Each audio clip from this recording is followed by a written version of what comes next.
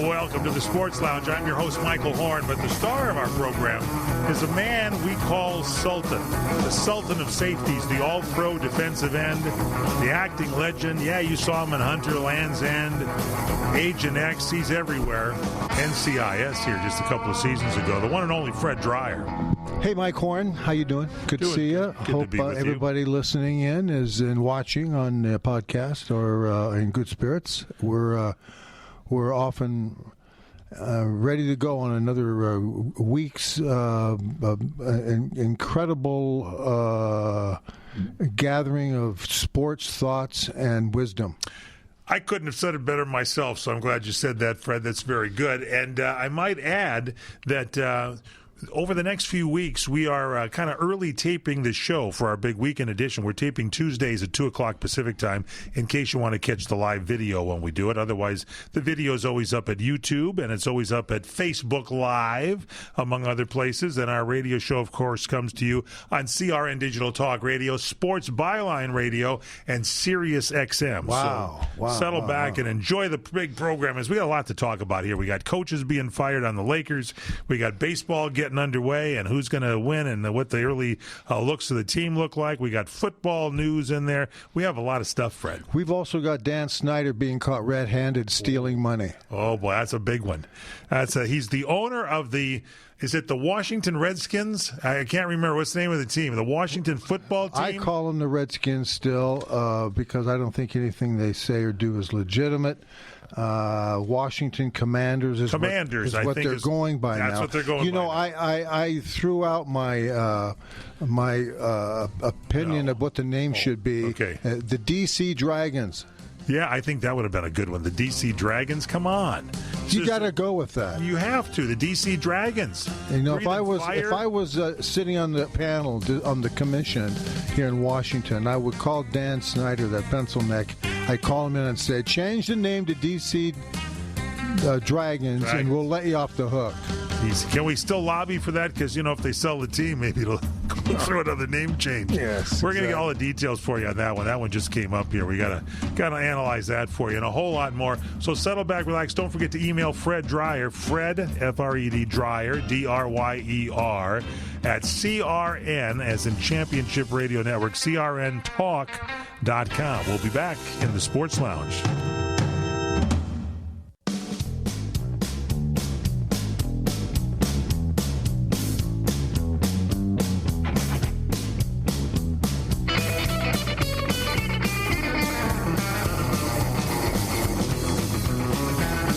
Back in the Sports Lounge.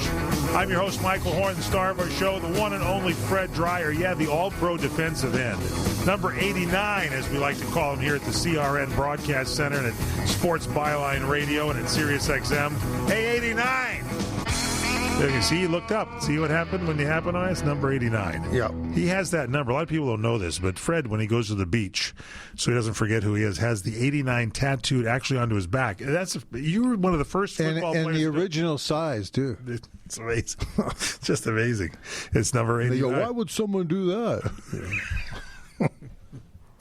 We're just kidding, everybody. Welcome back here to the show. And a reminder for you, we're doing this show on Tuesdays, 2 o'clock Pacific time, and then it replays for you throughout the week at various times when you're listening to it here. And you can watch the video live. You can go to get the video at Facebook Live, at YouTube, and, of course, you can hear the program live every weekend and weekdays. It's on multi-platforms, Mike. All at Sports Byline, CRN Talk, and also the great Sirius XM. That's very good. Now, let's talk a little bit about this. We got the government in on this thing. Joe Biden hasn't weighed in on this, but someone wake him up later. Well, Hunter is yet to know about it, so someone wake him up, and maybe he can. You're Hunter or Hunter Biden? No, Hunter Biden, gotcha. not me. I want nothing to do with this deal. What if they brought back Hunter and it was the story of you and Hunter Biden? Wouldn't that be a great TV show, Hunter? And it's everybody named Hunter.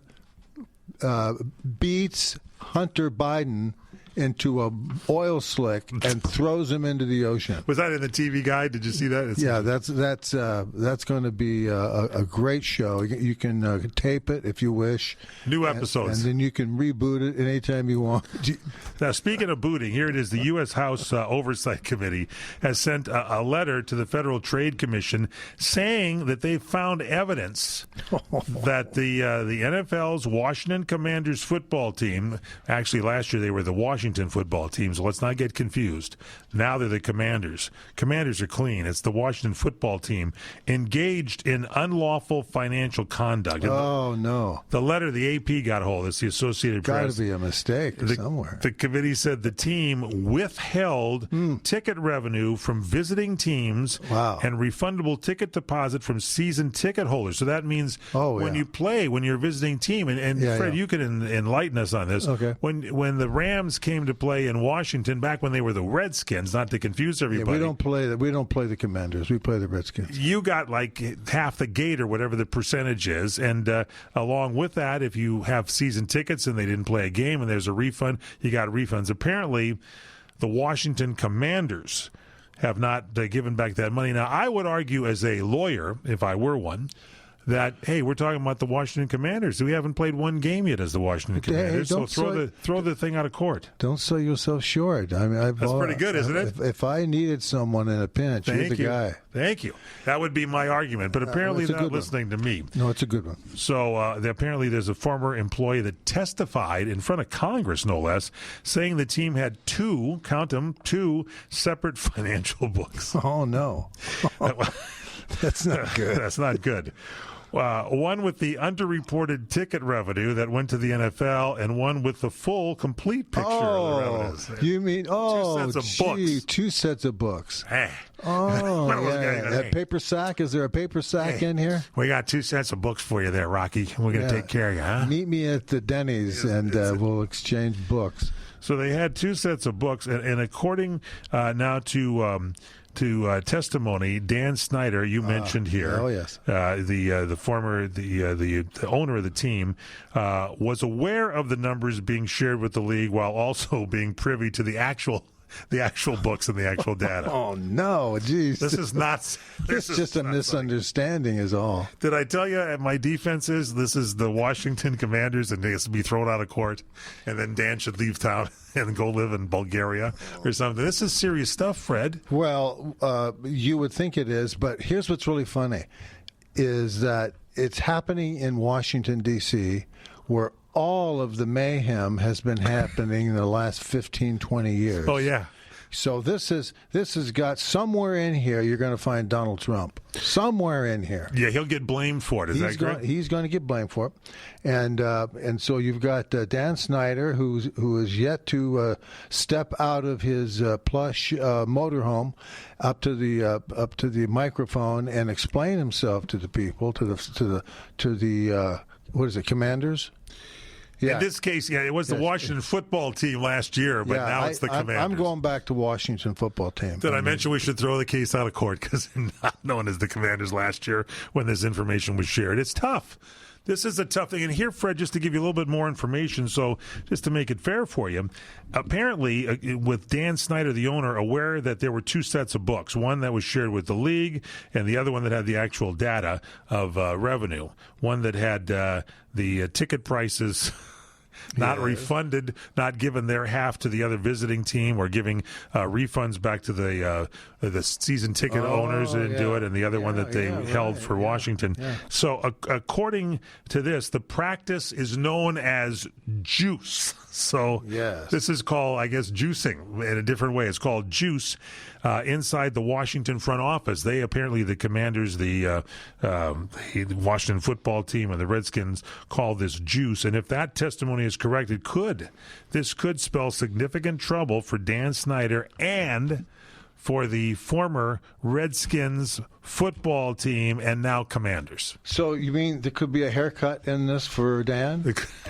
Could be a shave. Could be a prison. Something was shaved. A nice prison light around the ears, maybe? Let me ask you this question. You played football. When did Dan Snyder, did he own the team when you were playing? I never knew him to steal money because I never knew him at that time. You didn't, but he owned the team. Didn't he own the Redskins? No. So he's fairly new in this game. No. We had Jack Kent Cooke. Oh, that's correct. I forgot. The great entrepreneur. He's the one that was a Canadian citizen. Yeah, he came down here. He came down and owned a lot of teams. And waved a bunch of dollars around, American entrepreneurs who happen to own football teams. Yeah. And they let him in. And, next thing you know, he's running Washington. If you're all of these owners, these 32 owners, is a 32 NFL teams. Yeah, 32 teams. And all of them want a considerable amounts of money. They all do. They all want money, and they figure if they're in D.C., they're protected from the outside world, that they can cheat because they know they're amongst the heavy hitter cheaters in D.C. And let me can I just finish? Please, something? please. I just want to want to read something. Yes. The committee is claiming to hear what the Dan Snyder's excuse is. So they listen to it, and then right after, the committee is sharing documents with the FTC. Yeah. While requesting the commission take any action necessary to make sure the money is returned to its rightful owners. Yes. They're not even waiting. They're not even waiting to hear what Dan says, that he didn't do it and I can prove it. They're going, yeah, I know you can prove it, but we're in the process now of making arrangements for you to return the money. This is hilarious. I would like to see this testimony and then Dan Snyder say, excuse me, are you talking about the Commanders or do you mean the Nationals? If you do, we're talking here, I represent the Commanders. Since they made him change the name of the team, use it to your advantage. I thought you were going to say, are you talking to me? Yes. He's talking to me? You're talking to me? My name this is wonderful.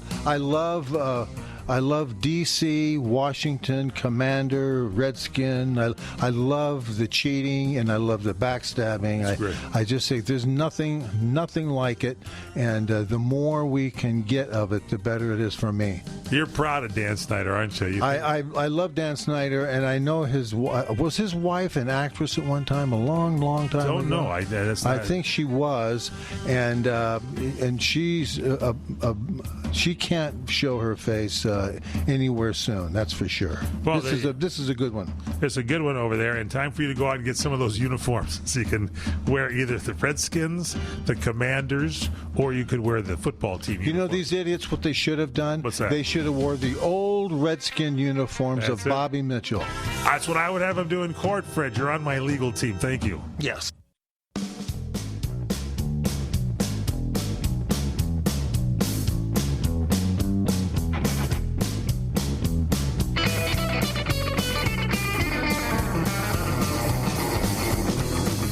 Back in the Sports Lounge, yours truly, Michael Horn, the one and only All-Pro defensive end, the acting legend. We're talking about Mr. Fred Dreyer, number 89.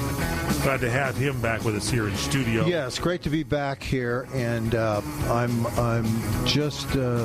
thrilled that there is such larceny and mayhem in the National Football League that is made to convince us, just like ESPN. I'm surprised I haven't seen ESPN yet come to the forefront to defend Dan Snyder's thievery. They may. They're going to. They're going to. Congress has launched an investigation into the Washington now Commanders' workplace misconduct. They've already done that after the league did not release a report detailing the findings of an independent probe of the Masters. Apparently, the team's misconduct goes beyond the sexual harassment and abuse of employees that's already documented against this team, and now it's also impacted impacted the bottom line of the NFL and other NFL owners since they withheld money on sharing the revenue from the games with the other NFL teams that played there at their home park and with their fans who they needed to do refunds to. So we'll see what happens. This is a breaking story, and we'll keep you posted. We talked about it last week, and look, it's huge now. Yeah, I love this. It's really big. I just noticed this is April. Yeah, this is a wonderful opportunity for all sports fans to now start to put down notes of your favorite owner. And when Christmas comes this coming year, you can pelt him, bombard him with your favorite Yuletide gifts. This is it. He's going to jail on Christmas, and I'm going to send him a photograph of the possible haircuts that you can get going into jail. That's my That's my contribution to him. Nice. Yeah, thank you. That's nice. I'm getting a little bald spot back here. And Sunday, all right, I was out at the Unite IE conference that my daughter was attending, and you were supposed to go. And I was I sat at a table on the side, and I like to be on the side sometimes. You can get up and move around and walk out if you want to. And a gentleman, a great guy named Bob Hastings, a fabulous gentleman from KRLA Radio, came over and says, "Mike, we'd like you to sit right here in the front." And I said, "Well, that's okay, Bob. I'm fine here." And he goes, No, we insist. We want you to be there. So I'm sitting right in front of the podium. And while they're taking some pictures of the people at the podium, there was like Larry Elder and Charlie Kirk was great. And Sebastian Gorka was fabulous. So was Larry, and Jennifer Horn and Grant Stinchfield, and all these people were there talking. And I noticed there was a guy seated at the table that had a bald spot on his head, and I said, "Well, I don't believe that's me." And then I did one of these while the camera's on because I could see the monitor. I would move my head to one side, and I noticed the gentleman there with the bald spot was actually moving his head. I was getting some glare off that. I'm telling you, can we get some powder on that here? You've got there's some pancake you can carry. You can carry that with you. Let's love to. Put it in your watch pocket, and then take a little dab out, and no one will even know it. I won't say anything. I got a question for you because you have your Twitter account, Fred_Dryer, DRYER. That's for the show. I don't have one for me. Well, yeah, but it's kind of there. You've done things on there in the past. But here's part of my question here. Apparently from ESPN, the guy Adam Schefter, he's an insider, and he's apologized because he texted a tweet. He put a tweet out, and after the death of the Pittsburgh Steelers quarterback Dwayne Haskins, it was in that automobile accident and died. Yeah. And in breaking news there about this thing, it was he posted. He said that he had a post about Haskins being killed when he was hit by a vehicle, and this guy Adam Schefter mentions the former Ohio State standout, and I'm quoting the tweet now, struggling to catch on, meaning that he wasn't into the mainstream yet, struggling to catch on in his NFL career. He's since deleted that because a firestorm came up saying, "What do you mean started to catch on or whatever?" Here's the thing. If you're going to tweet and you're a guy that's a broadcaster, shouldn't you think about using the same decorum and use the same mentality to say things in a proper way as you would on ESPN, as you would in a tweet? Otherwise, people are going to take that tweet and just rip you apart with it. That's your profession. Isn't that what you're supposed to do? I mean, are people justified because the wrong amount of information came through the wrong portal? All we want to hear about is what happened to Dwayne. We love him, and tell us why we'll miss him and all that stuff. And then you go ahead and tag it by just simply saying, he was really struggling to hang on to being a football player. Oh, yeah, you could say that, he was still trying to he was starting his career, and good things were expected. You can say it in so many different ways, and I think people, everybody, before you tweet, you need to think about it before you put it out there, especially when it's something, as serious. And this is saying anything stupid is not going to help a guy who's dead. Well, not only that, but it's bad form. It's not something I think that you want to be attached to as it goes on. People would say, well, that's a hell of a press release. Who came up with that, and what's that about, and why do we need to know that Dwayne Haskins, a football player who was fighting and struggling to continue his career, was what I wanted to know is what was he doing walking on the highway there, right, early in the morning like that. What was he doing? People wanted news and an update to hear what they want and to get the information. I agree with you. And I think that kind of is the first thing you do when you're a reporter. Try to get the facts out and check them before you get them out, for gosh sakes. Yeah, otherwise you look like you actually look like you look stupid. Rob Pelinka. The general manager of the lowly Lakers. Yeah. When he's trying to stumble his way through the press conference. Oh yeah, we're going to get to that in just a bit here. But to continue with the football, one other story here, and this is. What a difference a year makes. Remember last year preseason, we're worried whether Aaron Rodgers was going to even sign with the Green Bay Packers. We were worried about it. And all they would have had to do was do what I told you I did. I called Spectrum Cable, and I got their corporate office in Green Bay, Wisconsin, even though I'm in Los Angeles, and talked to a nice lady who said, I knew Aaron was not going to leave the Green Bay, the Packers, because we live in the same neighborhood and have the same gardeners, and the gardeners said he was still doing great things for his home. So there was the key factor. So now, in a recent interview, the Green Bay Packers CEO Mark Murphy said the team thinks that the quarterback Jordan Love can be a good player, but the organization hasn't seen enough from him. So Green Bay, he says, should see plenty of Jordan Love in the preseason, because the club's going to get a good look at him during the spring, and that's because Tom Silverman of the Milwaukee Journal said Aaron Rodgers isn't expected to attend the Packers' voluntary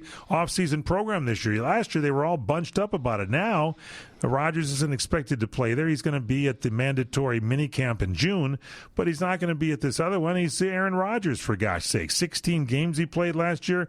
He finished 69% of his passes for over 4,115 yards, 37 touchdowns, only 4 interceptions. He had a 111.9 passer rating and led the league. And so all this stuff goes down, and now they're not worried, Fred, that he's going to be at that spring camp. Well, you know something?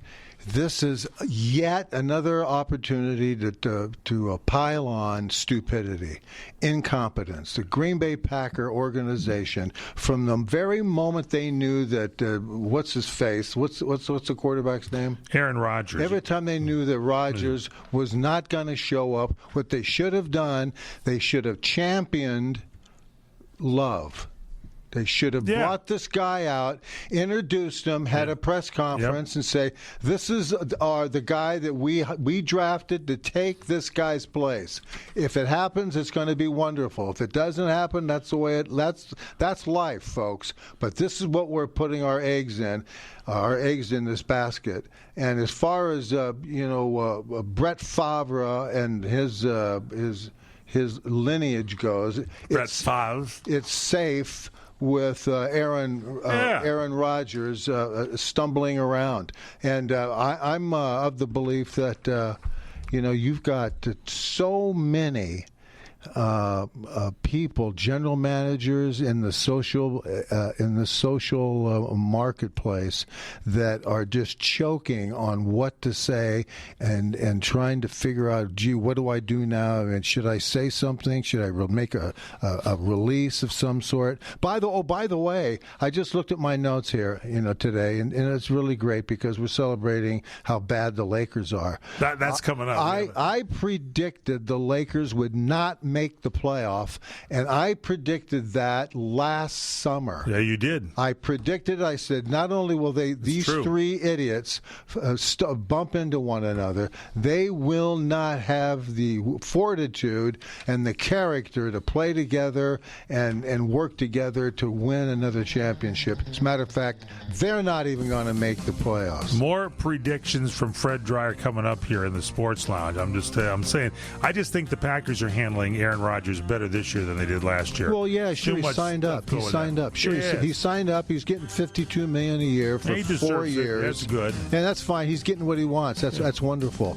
But you know what? Look how it affects. Look at the washover, the backwash of what it does to Jordan Love. Yeah.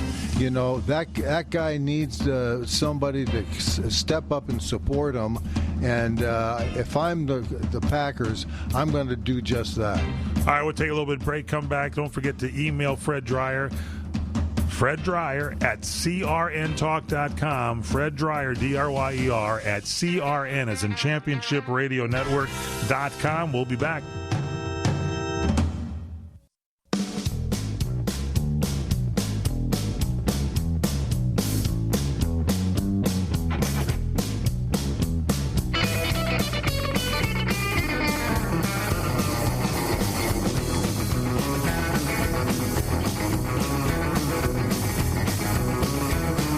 Back in the Sports Lounge, Michael Horn, the one and only Fred Dreyer, coming to you on Sports Byline Radio, CRN Digital Talk Radio, and of course Sirius XM.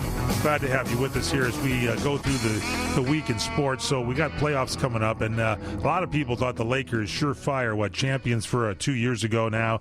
They fired their coach Frank Vogel after a 30. I think it's Vogel. Vogel, I said. Yeah, Frank Vogel. What do you think I said? Vogel. No, I said Vogel with a V. Did you? Frank Vogel. Yes. You're very critical of my pronunciations, I notice, here on the show. Well, look, I'm over here. Mr. Dreyer. I'm over here, and you're over there. The correct way to say Mr. Fred Dreyer. Duray. Fred Duray. That's what people in San Diego call me. Duray. So Frank Vogel with a V, as in Valley. 33-49 season. Now, here's the thing. Last week on the show, Fred, and I'm going to throw it to you right now. All right. You mentioned they should not only get rid of Frank Vogel, but you said the general manager, Rob Pelinka. I haven't seen that much from Pelinka here. He's still there, and maybe they should get rid of him. That's what you were calling for. What are your thoughts on this, Fred? Well, they're not going to do it because you've got Jeannie.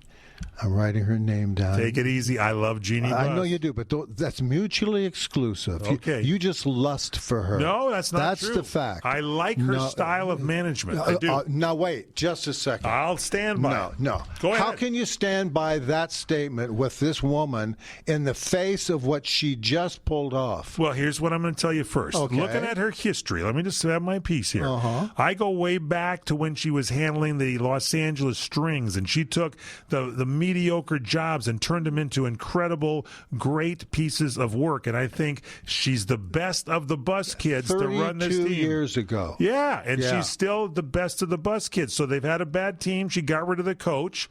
Maybe she and Pelinka are talking about this. Maybe she's going to give the heave-ho to him. You don't know yet. So give her a chance, but go ahead now. Now I've said my piece. That was really a weak presentation. No, it was solid. That was a weak presentation. I put her up against any owner of the NBA and say she does a spectacular job. Yeah, right. I'll just say two words, Jerry West. Can we move on now? Well, he's too old now, but I would bring Jerry West back. No, he's not. He has more common sense. I would bring him back. I would agree with you. He has more common sense in his little 80-year-old brain than this woman and Pelinka and all of these people have. And what's the other guys? Rambis and his wife. I'm putting this down, too. Rambis. You're writing all these down now. Here's Fred, everybody. Wife. Yeah, because this is the consortium that she goes to decide if she should have a bobblehead night or not. You know, that's what they're good at, and fooling the public. That I know we're not winning basketball games like we said we were going to do, so we're going to have a bobblehead night, and we're going to give away. We're going to give away LeBron once again in puppet form, beating up on Westbrook. and it's going to be a wrestling match. It's going to be wonderful, and we're going to give that away at halftime of the Denver Nugget game. Jeez Louise! I'm telling you. So we have Genie, Rambus and his wife, and with Palenka, and the beat goes on with people. That consortium right there, that trifecta plus one. All of these people are guilty of taking this franchise and stripping it and allowing LeBron and AD.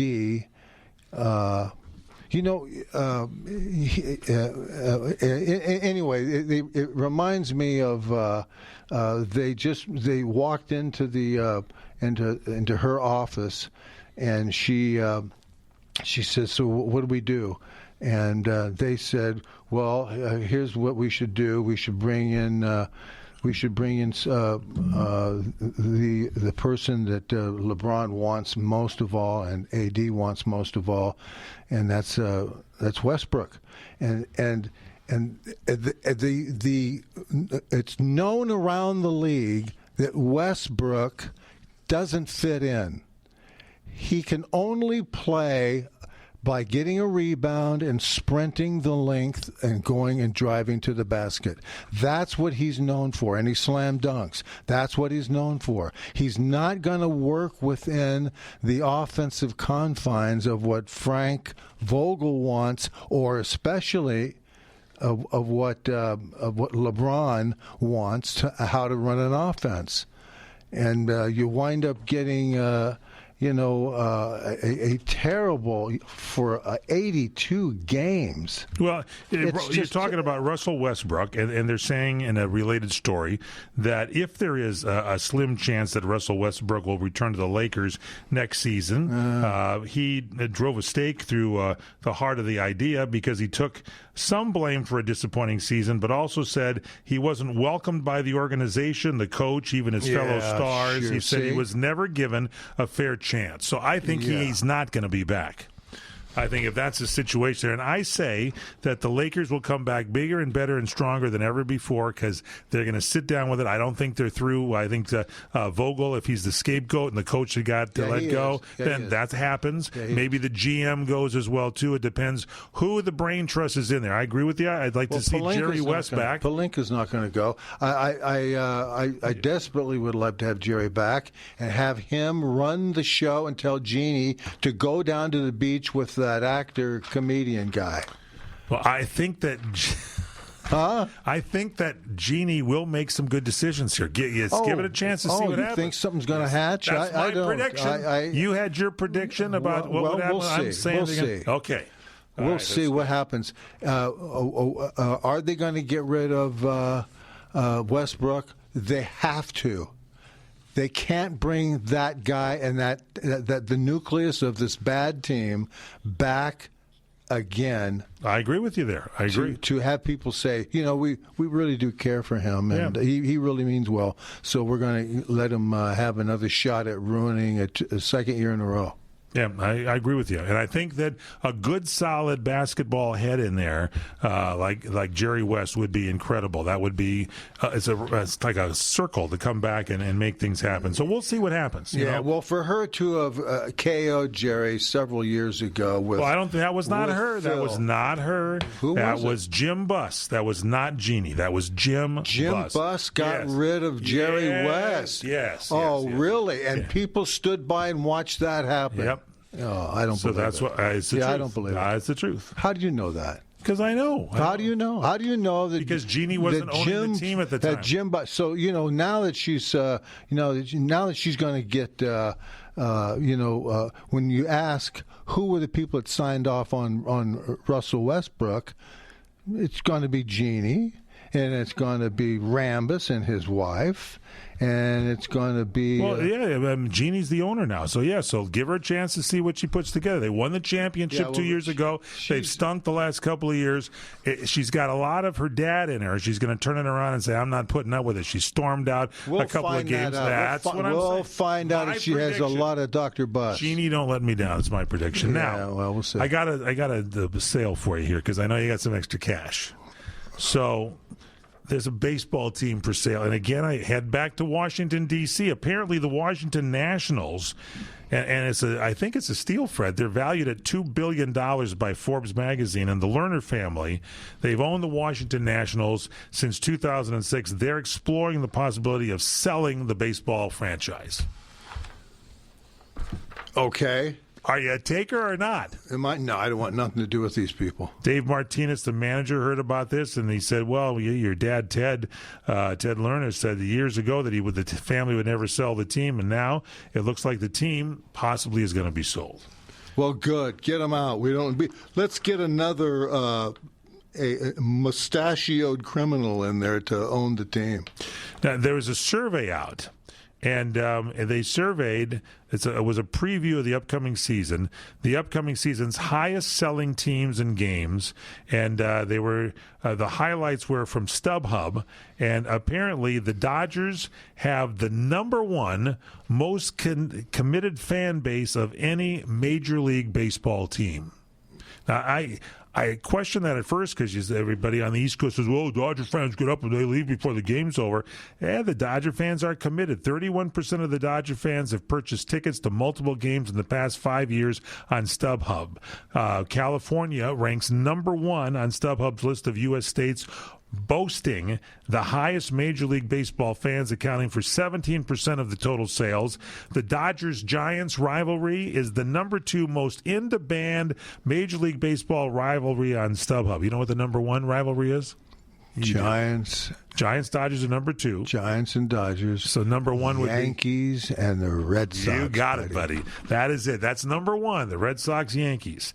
And the Angels, most in-demand game of this season is their opening day against Houston Astros. The average ticket price, $107 they made from that, so they were the highest one there. And the Cincinnati Reds, LA Dodgers opening game on April 14th was the number 6 most in-demand opener of the year. So here's the teams. They're top 10 teams of in-demand Major League Baseball teams. Number 10, the Padres. Number 9, the Phillies. Number 8, the Dodgers. 7, the Cubs. 6, the Mets. 5, the Cardinals. 4, the Giants. 3, the Red Sox. 2, the Yankees. Number 1, the Atlanta Braves. StubHub's 2022 top 10 in demand for tickets Major League Baseball teams. That's based off of last year. That's based off this year for StubHub. This year, for the opening at the beginning of the season. Things will change, but that's this year's survey. You would think the Braves are number one. They're the world champions, right? So people go crazy. The Red Sox and Yankees are there. And while they say the Dodgers have a committed fan base, they're number 8. You know, San Diego has come up big time. They're number 10. What are there, 30 teams? These are the top 10. Padres, Phillies, Dodgers, Cubs, Mets, Cardinals, Giants, Red Sox, Yankees, and Braves. So those are your big pulling teams. Now, if Dan Snyder's in charge, these teams probably not getting their cut of the gate. I'm sure he signs off on all this. Probably not getting their cut of the gate. That's it. Sure he's not. Just taking care. All right, let's get to some. We got a little fan mail and stuff here for you. That we don't have any fan mail. Yes, we do. We do? Oh, yeah.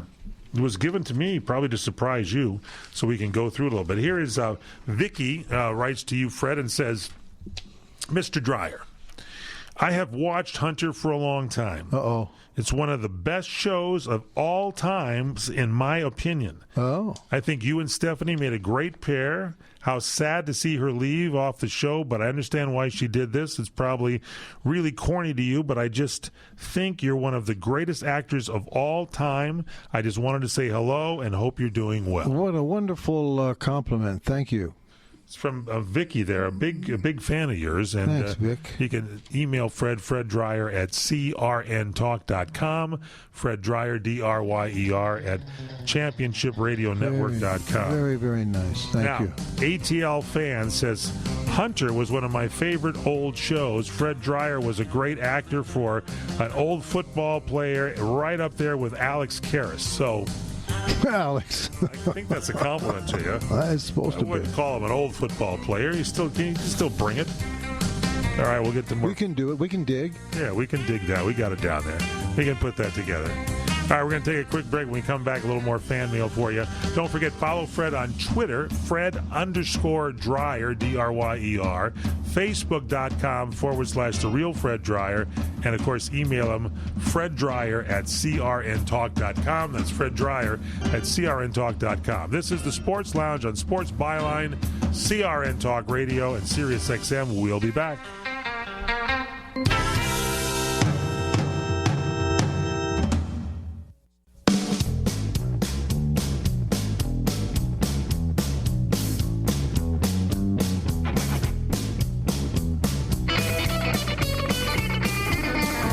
Back in the Sports Lounge. Here's truly Michael Horn, the one and only Fred Dryer, the all-pro defensive end, the acting legend. Thank you for your fan mail when you send it in to us at FredDryer@CRNTalk.com. We got some questions here that I held over from last week. And here's a football question for you. This comes to us from Aaron. And the question is, what was your least favorite, Fred Dryer, your least favorite NFL stadium to play in? Least favorite football stadium? A Vet Stadium in Philadelphia. Vet Stadium in Philly? Why? Well, it was a concrete slab. Yep. And I think, I would swear, that they, when it rained and snowed the first time and froze, all of the supportive underground or undersurface rubber paddings. Really? They did not replace it or upkeep it at all. Wow. And it was literally like running on green cement. Oh, terrible. No, it was really terrible. No traction, no nothing. No, but there was a lot of them that way. But yeah. I was with the Giants. We played them twice, once in Yankee Stadium and once in Philly, and it was one of the worst experiences I had. Part two of Aaron's questions, he said, did you have a favorite football team growing up? Who did you follow? The Philadelphia Eagles. No, although I did follow them in '59 when they won the World Championship to beat Green Bay in the championship game. But let's see. It was the Rams, and it was the Colts, and it was the 49ers. I followed the 49ers because I liked their uniforms, and Gordy Soltau was their play-by-play guy on TV. He was really Gordy Soltau? Yeah. There's some good play-by-play guys in the play. We should talk about some. We got to get some guests on the show. We'll be doing that here. Well, Dan Fouts' father was really a play-by-play guy. Mr. Fouts? Yep. All right, we're going to say so long to you. The show is flowing by here today. Thank you for joining us, everybody. Don't forget, follow Fred on Twitter, Fred_Dryer, Facebook.com/The Real Fred Dryer, and Fred Dryer at CRNTalk.com. Final thoughts from you, Fred Dryer. Well, it's always a pleasure being here with you, Mike.